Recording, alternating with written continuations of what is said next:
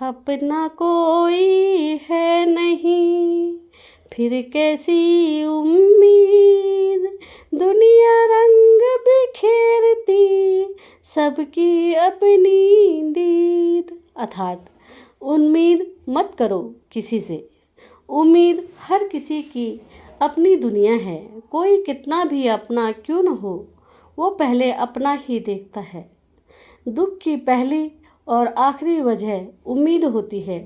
हम सामने वाले से उम्मीद लगाकर बैठ जाते हैं और जब उससे हमारी उम्मीदें पूरी नहीं होती है तो हम पूरी तरह से टूट जाते हैं। दुनिया है दिखावा ज़्यादा करती है, नए नए रंग बिखेरती है, परंतु सबका अपना अपना नज़रिया होता है। जब इस संसार में अपना कहलाने वाला कोई नहीं हो, फिर किसी से व्यर्थ की उम्मीद क्यों लगानी। क्यों घबराता बाउले, ध्यान दीजिए, क्यों घबराता बाउले, संकट भया स्वरूप, जीवन ही प्रारंभ है, क्रदन देह कुरूप।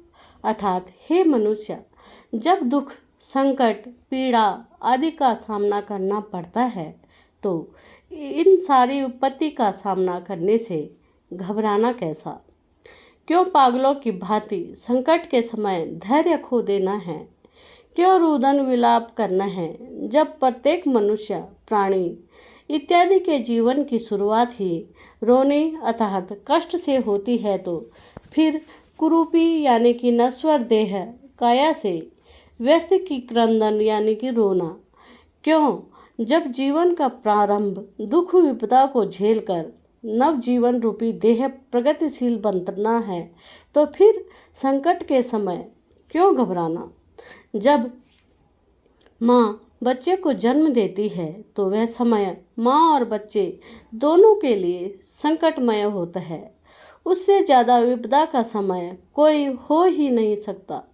माँ के धैर्य के कारण ही बच्चा अपना जीवन सफल बना पाता है, अपनी आंखें संसार में खोल पाता है। फिर दुनिया की सारी विपत्तियाँ कुछ तुच्छ लगने लगती हैं। जब भी संकट की घड़ी से उभरना हो तो माँ के इस कष्टमय समय से जरूर सीख लेना चाहिए।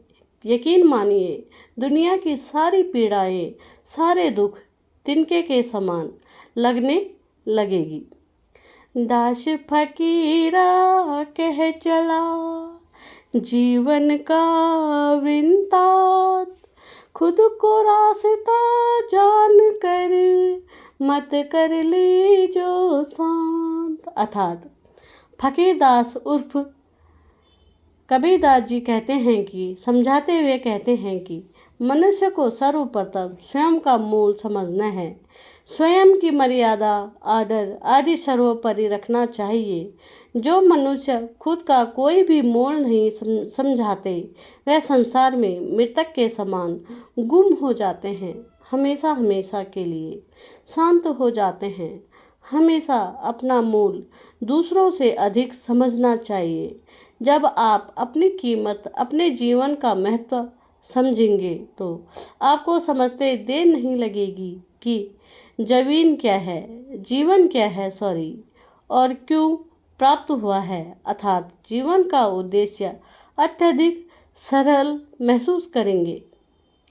जिसको दीजिए आसरा वो बैरी हो जाए, जाको राह दिखाइए चोट उसी से खाए। ध्यान दीजिए,